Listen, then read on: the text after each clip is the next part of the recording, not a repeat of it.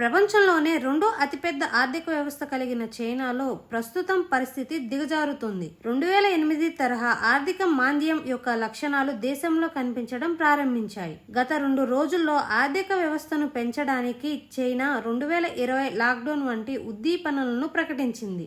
దేశ స్థిరాస్తి సూచీ 2 ఏళ్లలో 82% పడిపోయింది. చైనా ఆర్థిక వ్యవస్థల్లో అతిపెద్ద సమస్య రియల్ ఎస్టేట్. ఇది దేశ ఆర్థిక వ్యవస్థలో 1/3 వాటాను కలిగి ఉంది. అయితే ఈ రంగం గత కొన్ని సంవత్సరాలుగా తీవ్ర సంక్షోభాన్ని ఎదుర్కొంటుంది. ఇది 2021లో దేశంలో అతిపెద్ద రియల్ ఎస్టేట్ కంపెనీల్లో ఒకటైన ఎవర్ గ్రాండ్ పతనమైంది. దీని కారణంగా గత 2 ఏళ్లలో దేశ స్థిరాస్తి సూచీ 2008 స్థాయికి 82% పడిపోయింది. రియల్ ఎస్టేట్ భారీ నష్టాలను చవిచూడడంతో బ్యాంకింగ్ రంగానికి కూడా ముప్పు పొంచి ఉంది. చైనా బ్యాంకులు రియల్ ఎస్టేట్ రంగంలో భారీగా పెట్టుబడులు పెట్టడమే ఇందుకు కారణం.